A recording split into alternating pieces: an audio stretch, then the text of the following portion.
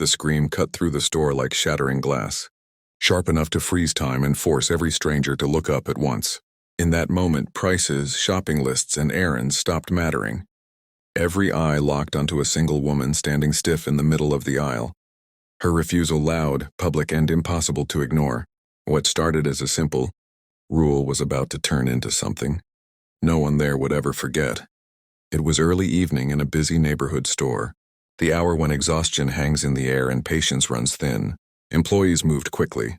Customers pushed carts past one another. The steady hum of refrigerators filled the background. Then she walked in, confident, irritated, already on edge. She ignored the clearly posted sign at the entrance, brushed past a polite reminder from the cashier, and crossed a boundary everyone else accepted without question. At first, her refusal seemed minor. Just a rule she didn't like, just a tone that felt a little too sharp. But small acts of defiance have a way of growing once they're challenged.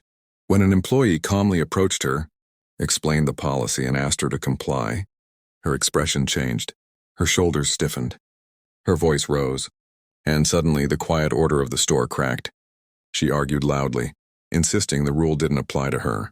She demanded exceptions, questioned authority, and accused the employee of disrespect. Shoppers slowed their carts, pretending to browse while listening closely. Phones slipped into hands. A few people exchanged uneasy looks, sensing this wasn't going to end quickly. The employee stayed calm, repeating the policy, choosing his words carefully. Training teaches restraint even when emotions run high, but to someone determined to win, restraint can sound like defiance. The woman stepped closer, invading his space, daring him to react. The tension thickened, stretching every second. What made the moment truly unsettling wasn't just her volume, but her certainty. She believed refusal was power, that public pressure would force compliance, that if she pushed hard enough, the rules would bend, and for a brief moment it almost seemed like she might be right. The manager was called. Conversation stopped. The entire store held its breath. No one knew yet that this confrontation would spill far beyond those walls, ignite debate, and leave consequences no one expected.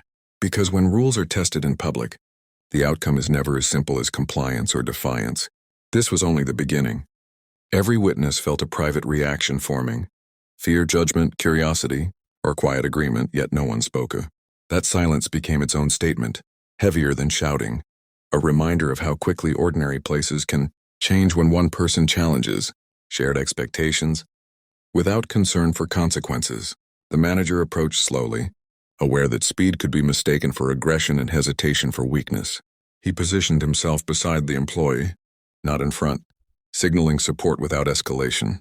His voice was calm, practiced, and neutral, the tone of someone who had learned long ago that authority works best when it doesn't announce itself loudly. He asked the woman to explain what was wrong. She didn't pause. Her words poured out fast, sharp, and rehearsed, as if she had been waiting for an audience. She claimed she was being singled out, disrespected, and embarrassed in front of strangers. She insisted the rule was unreasonable, unnecessary, and selectively enforced. Each sentence grew louder, pulling attention from every corner of the store.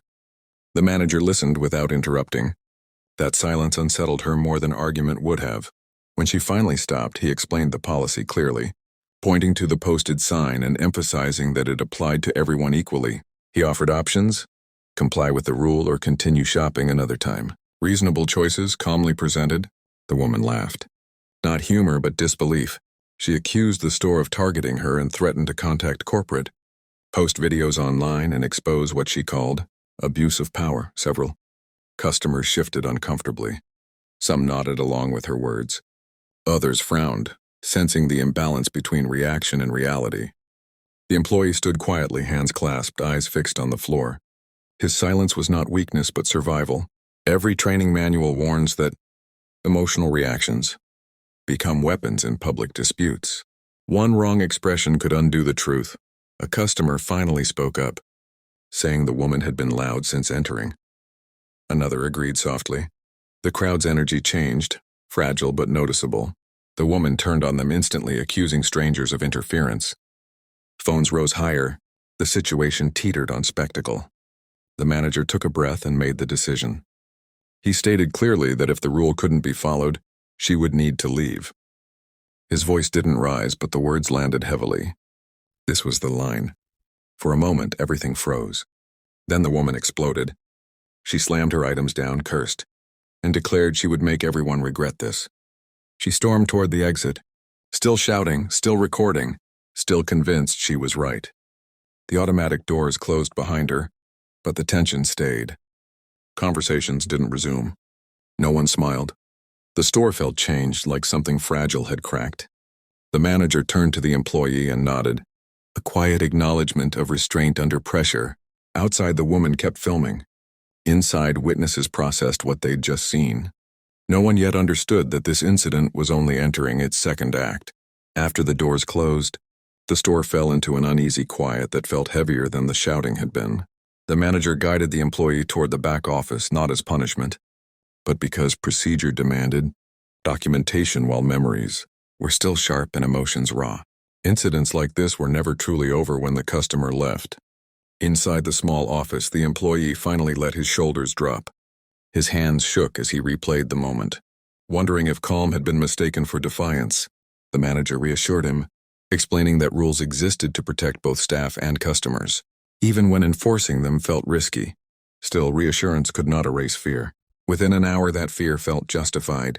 A short video clip surfaced online, posted by the woman, edited tightly around the confrontation. It showed raised voices, tense faces, and none of the context that came before. The caption framed her as the victim, wronged by authority. Comments flooded in faster than facts ever could. Some viewers applauded her refusal, calling it bravery. Others attacked the employee, demanding punishment. A smaller group questioned the missing footage, sensing something incomplete. But online outrage rarely waits for full stories. It feeds on immediacy. By morning, corporate headquarters had seen the clip. An email arrived requesting reports, timestamps, and surveillance footage. Cameras told a slower, clearer story. They showed her entrance, the ignored sign, the polite request, and the steady escalation. Witness statements aligned. Truth emerged quietly without hashtags. Corporate chose to stand by the store. A brief public statement emphasized respect, safety, and equal enforcement of rules. It satisfied almost no one. The woman posted follow-up videos, angrier than before, doubling down on her claims. Each post drew fewer supporters but louder extremes. Back in the store, routines resumed. Shelves were stocked. Registers rang. Yet employees were different. They spoke openly about boundaries and support. Customers acted more cautiously, voices lower, glances more aware. One refusal had shifted behavior. The employee returned to work carrying a new understanding. Public confrontation was no longer abstract. He had felt its weight, its unpredictability. He also learned that silence does not guarantee safety, and calm does not guarantee approval. This incident was no longer just hers or his. It had become a mirror, reflecting how quickly everyday moments become public trials, and how consequences ripple outward long after the noise fades. People who watched in person carried it home in quiet ways. Some felt guilty for staying silent. Others felt relieved they were not involved. A few questioned their own behavior in public spaces, realizing rules exist not to control, but to protect everyone sharing them. That awareness lingered longer than any viral clip. In the days that followed, the incident stopped being a single moment and became a reference point for everyone involved. Employees discussed it in low voices during breaks, replaying each detail, each pause, each word chosen under pressure. For some, it confirmed fears they had carried quietly for years. For others, it felt like proof that boundaries could exist without cruelty. The manager organized a meeting, not to assign blame, but to talk honestly. He asked how people felt standing there that night, watched by strangers and cameras. The answers came slowly at first. Anxiety, frustration, relief. One employee admitted they had ignored similar behavior before out of fear. Another said this was the first time they felt supported. Customers also carried the story forward. Some returned with changed attitudes, more patient, more aware of how their actions affected workers. Others remained defensive, insisting rules should bend to individual comfort. The divide revealed something deeper than policy. It showed how differently people define respect. The employee at the center of it all noticed subtle changes. Customers thanked him more often. A stranger quietly said, "I saw the video. You handled it well." These moments didn't erase the stress, but they softened it. He realized the loudest reactions online rarely represented the majority in real life. What lingered most was the power of partial stories. A few seconds of footage had nearly rewritten reality. Context had to fight to be heard. It raised a question no policy could answer. In a world where cameras are constant, how many truths are shaped by angles rather than facts? Public behavior, he learned, was no longer confined to the moment it happened. It lived on screens and comments and opinions formed by people who weren't there. That awareness changed how he saw his job and how he saw silence. Silence wasn't neutral. It either protected fairness or allowed distortion. The store updated its procedures, but more importantly, it strengthened its culture. Employees knew they wouldn't stand alone. Management knew clarity mattered. Customers sensed a firmer environment, one guided by calm rather than fear. This incident didn't end outrage culture, but it did something quieter. It reminded a small community that shared spaces rely on mutual restraint. When one person refuses to follow the rules, the response defines what kind of space remains afterward. As the noise faded, one final question stayed unresolved, not about rules or authority, but about responsibility, because while one person refused, many watched. And what comes next depends on what witnesses choose to do the next time it happens. The final meaning of what happened did not belong to the woman who refused the rule, nor to the employee who enforced it. It belonged to everyone who witnessed the moment and carried it forward, quietly deciding what kind of behavior they would tolerate in shared spaces. Incidents like this end loudly, but their lessons unfold slowly. The woman eventually disappeared from the online conversation. Outrage moved on, as it always does. Another video, another argument, another distraction replaced her story. But the people inside that store did not forget so easily. They remembered the tension, the fear of escalation, and the fragile moment when calm could have broken. The employee continued his work, now with a sharper awareness of visibility. He understood that enforcing rules was not just about policy, but about signaling safety to everyone present. He also understood the cost. Public judgment comes quickly, fairness comes later, and sometimes not at all. The manager reflected on the choice he made. Standing firm had been risky. Giving in would have been easier. But leadership, he realized, is often invisible until it's tested. That night, the store chose consistency over convenience, and that choice shaped trust more than any apology could. The customers who watched learned different lessons. Some realized how easily they could become the center of unwanted attention. Others recognized how silence can empower disruption.